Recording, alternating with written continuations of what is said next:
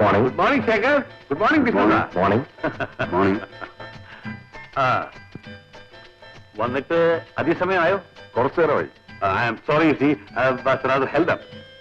Labour commissioners office, factory inspectors office, bank എന്ന് വേണ്ട, ഇവിടെ എല്ലാം കയറി ഇറങ്ങി വന്നപ്പോ നേരെ ഇത്രയും. ആ, നിങ്ങൾ ഭാഗ്യവാന്മാർ. പാർട്ട്നേഴ്സ് ആണെന്ന് പറഞ്ഞ് രണ്ടുപേർക്കും വീട്ടിൽ സുഖമായിട്ട് ഇരുന്നാൽ മതിയല്ലോ. ഞങ്ങളെക്കാൾ മിടുക്കനായി നിങ്ങൾ മാനേജിംഗ് പാർട്ണറായി ഇവിടെ ഇരിക്കുന്നത് കൊണ്ടല്ലേ ഞങ്ങൾ മനസ്സമാധാനത്തോടെ വീട്ടിലിരിക്കുന്നത്. ലീഗൽ അഡ്വൈസറായി ഫേമസ് ലോയർ മിസ്റ്റർ മേനൻ ഉണ്ടല്ലോ. അല്ല, മിസ്റ്റർ മേനൻ ഒന്ന് കോടതി പോയില്ലേ? ഒരു ഹിയറിംഗ് ഉണ്ടായിരുന്നു, അതിന് ജൂനിയറെ അയച്ചു. വലിയ വലിയ കേസുകൾ ഇവിടെ ഉള്ളപ്പോ ഞാൻ ചെറിയ കേസുകൾ പോവാറില്ല. ഓ എന്ന് അത് മിസ്റ്റർ മേനോൻ നമുക്കിട്ടൊന്ന് വെച്ചതാണല്ലോ. ഓഡിറ്റർ കൊടുക്കേണ്ട ഫയലാണ്. മിസ്റ്റർ ഗോപാലിന് എല്ലാം നോക്കിയതല്ലേ? അതെ. എന്നെ കൊടുത്തയച്ചേക്കൂ. ആ, പിന്നെ ലേബർ കോർട്ടിൽ നിന്ന് വീണ്ടും ഒരു നോട്ടീസ് വന്നിട്ടുണ്ട്. മിസ്റ്റർ മേനോനെ കാണിച്ചത് വേണ്ടപോലെ ചെയ്യൂ. ശരി സർ. വരൂ മിസ്റ്റർ മേനോൻ, വരൂ. ബൈ. ആ, ബൈ ബൈ. നമുക്ക് ചില പ്രൈവറ്റ് കാര്യങ്ങളെ കുറിച്ച് സംസാരിക്കാറുണ്ട്. വൈകിട്ട് വീട്ടിൽ കൂടണം. അങ്ങനെ ആയിക്കോട്ടെ.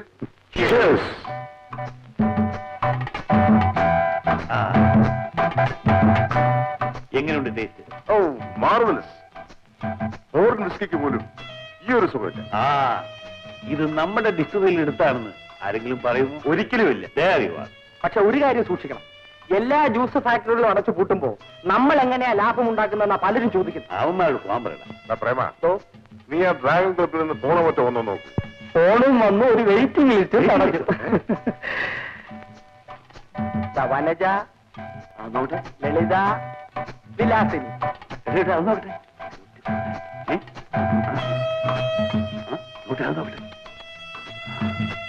അപ്പട കളക്കൻ.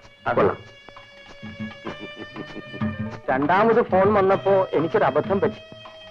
മുതലാളിമാര് 3 പേരും ഉടനെ ക്ലബിലോട്ട് ചെല്ലുമെന്നും സെലക്ഷൻ കഴിഞ്ഞിട്ട് പെമ്പിള്ളേരെ വിട്ടാ മതി എന്നും പറഞ്ഞു. അതിലെന്താടാ അബദ്ധം?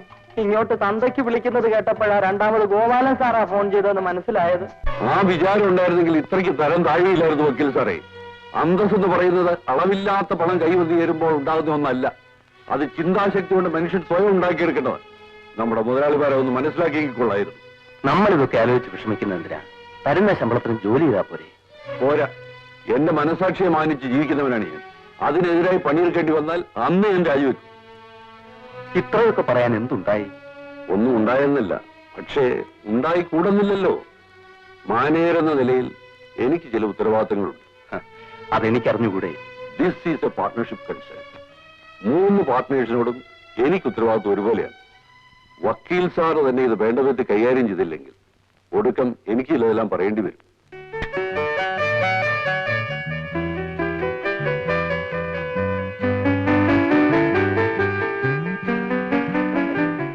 പേർ ഒരു കൊള്ളിയിൽ നിന്നും കത്തിച്ചാൽ തമ്മിൽ പിരിയുമെന്നാ പ്രമാണം. എടാ യു ബ്ലഡി കഴുതേ, ഞങ്ങൾ പിരിയുന്നത് മരിക്കുമ്പോഴായിരിക്കും. ഒരു തീപ്പെട്ടിക്കമുണ്ടെങ്കിൽ ഞങ്ങൾ 3 പേരും കത്തിക്കും. ഒരു കുപ്പി മദ്യം ഉണ്ടെങ്കിൽ കുടിക്കാൻ ഞങ്ങൾ 3 പേരും കാണും. ഒരു മങ്കീർ നിലയത്തിനെ കിട്ടിയാലും.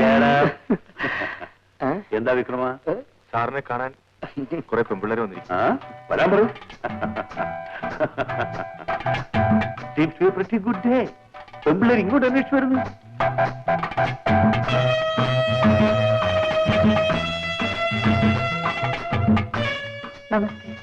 നമസ്കാരം.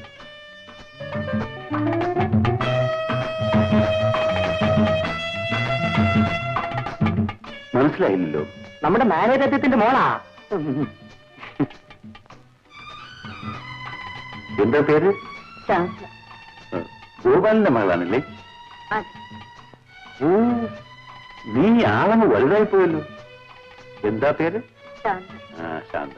ഇവരൊക്കെ എന്റെ കൂട്ടുകാരിയാണ്. ആ, ഗോപാലിനെ കാണാൻ വന്നാണോ? അല്ല, ഞങ്ങൾ വിമൻസ് ക്ലബിന്റെ ബിൽഡിംഗ് ഫണ്ടിന്റെ കളക്ഷൻ വന്നതാ.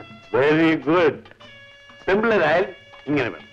വീട്ടിൽ വെറുതെ ഇരുന്ന് സമയം കളയാതെ എന്തെങ്കിലും സോഷ്യൽ ആക്ടിവിറ്റീസിൽ ഏർപ്പെട്ടുകൊണ്ടിരിക്കണം. By the way, meet my partners, mister D'Souza. Hello.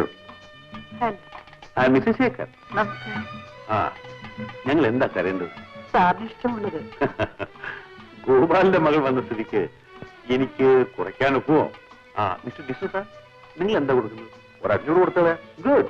What would you mister Shekhar? 1000 ആകട്ടെ. പിന്നെ ഞാനായിട്ട് കുറയ്ക്കാൻ ഒക്കുമോ? Well, my contribution will be 1500 rupees. വളരെ നന്ദി സർ. ആ, രസീത് എഴുതി കൊടുത്തിട്ട് മാനേജരോട് 3000 രൂപ വാങ്ങിച്ചോളൂ. ശരി, ഞാൻ വരട്ടെ. ആ വരാം.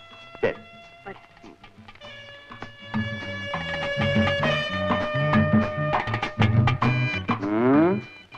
മാനേജരുടെ മകള് ആ ഒരു സുന്ദരിയാണല്ലോ.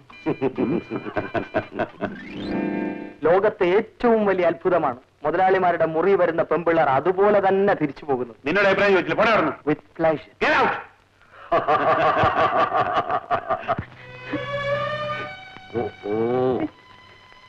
നീ കരയാതടി മോളെ. സോഷ്യൽ ആക്ടിവിറ്റീസ് ഒന്നും വേണ്ടെന്നല്ല അച്ഛൻ പറഞ്ഞത്. നീ വിവാഹം ഉറപ്പിച്ചു നിൽക്കുന്ന ഒരു പെൺകുട്ടിയാണ്. ക്ലബും പണപ്പെരും ഒന്നും ഇനി വേണ്ട. പേരുദോഷം ഉണ്ടാവാൻ ഒരു നിമിഷം വേണം. അതിനവൾ ഒറ്റയ്ക്കൊന്നും അല്ലല്ലോ പോയത്. ഇനി പോവില്ല. പോരെ, മോള് പോയി കിടന്നുറങ്ങും.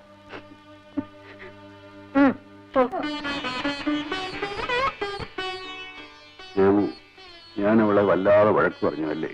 പാവം. അതിനെന്താ, പറയേണ്ട സമയത്ത് പറയണ്ടേ?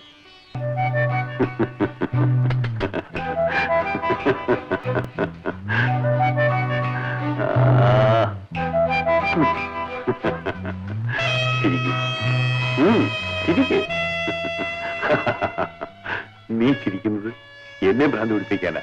ചിരിക്ക്. മുതലാളി ആരോടായി സംസാരിക്കുന്നു? ശാന്തിയോട്. ശാന്ത എവിടെ? എന്റെ മനസ്സിൽ. അത് ശരി.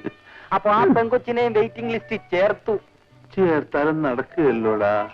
ഞാൻ ജീവനോടിരിക്കുമ്പോൾ ഇതുവരെ നോട്ടമിട്ടിട്ടുള്ളതിനെ എല്ലാം വിചാരിക്കുന്ന സമയത്ത് മുതലാളിയുടെ മുമ്പ് ഞാൻ എത്തിച്ചു തന്നിട്ടില്ലേ? പക്ഷേ ഇത് ഗോപാലന്റെ മകളാണ്. ആയിക്കോട്ടെ, ഞാൻ ഇന്ന് എന്നെ വളയ്ക്കാൻ നോക്കും. മാനേജർ മാന്യനാണെങ്കിലും കാശിന് ബുദ്ധിമുട്ടുള്ളവനാണ്. മുതലാളി കാര്യമായിട്ട് എന്തെങ്കിലും സഹായിക്കാമെങ്കിൽ ആള് കണ്ണടച്ചു തരും. സംഗതി ക്ലീൻ. നീ ഏറ്റോ? ഏറ്റു. നീ എന്താണ് വിചാരിച്ചത്? പ്രായമായ പെൺമക്കളെ കൂട്ടി ഞാൻ പൈസ ഉണ്ടാക്കാൻ ഇവിടെ വരുന്നതാണ്. അയ്യോ, എന്നെ തെറ്റിദ്ധരിക്കരുത്. ഉണ്ണിത്താൻ മുതലാളിയെ കൊണ്ട് ഉപദേശിപ്പിച്ച മോള് നേരെ ആകുമെന്ന് കരുതി പറഞ്ഞതാ. എല്ലാം ഞാൻ നേരെയാക്കി തരാം. അവിടെ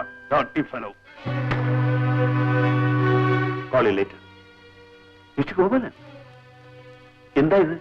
എനിക്ക് നിങ്ങളുടെ ഉദ്യോഗം വേണ്ട. നിങ്ങൾ എന്താ മിസ്റ്റർ ഈ പറയുന്നത്? എന്റെ മാനം നശിച്ചാൽ നിങ്ങളുടെ മുമ്പിൽ വെച്ചായിരിക്കും എന്റെ മരണം. എനിക്കൊന്നും മനസ്സിലാകുന്നില്ല. മിസ്റ്റർ ഉണ്ണിത്താൻ, എന്റെ മകളെ കുറിച്ച് നിങ്ങൾ എന്താ പറഞ്ഞത്? ആ കുട്ടിയെ കുറിച്ച് ഞാൻ എന്ത് പറഞ്ഞു? എന്റെ സ്വന്തം മകളെ പോലെ ഞാൻ അവളെ കരുതിയിരിക്കുന്നത്. എന്നിട്ടാണോ ആ പ്രേമൻ എന്ന് പറയുന്നത് കൊള്ളരുതാത്തവരെ നിങ്ങൾ എന്റെ അടുക്കൽ പറഞ്ഞയച്ചത്? എടാ പ്രേമ, ശാന്തിയെ കുറിച്ച് ഞാൻ നിന്നോട് വല്ലതും പറഞ്ഞോ? ഇല്ലേ? പിന്നെന്തിനാ ഗോപാലൻ സാർ എന്റെ മുമ്പിൽ ഒന്ന് കലിയുള്ളത്? അയ്യോ, എനിക്കറിയില്ല. നീ പറഞ്ഞില്ലല്ലേ? എന്റെ പൊന്നു മുതലാളി, ശാന്ത കുഞ്ഞിനൊരു ഭാവി ഉണ്ടാകാൻ വേണ്ടി മുതലാളിയെ വന്ന് കാണണമെന്നേ ഞാൻ പറഞ്ഞു. നീ അതും പറഞ്ഞ് എന്റെ മാനം നശിപ്പിക്കാൻ നടക്കല്ലേ? ക്ഷമിക്കണം മുതലാളി. മേലിത് ആവർത്തിച്ചാൽ ചവിട്ടി ഞാൻ പുറത്താക്കും. മിസ്റ്റർ ഗോപാലൻ, ക്ഷമിക്കണം, അവനൊരു അബദ്ധം പറ്റിപ്പോയതാ.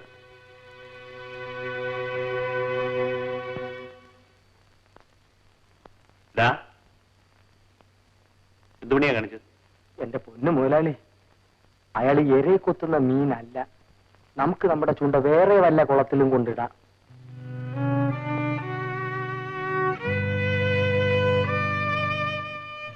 കാപ്പി.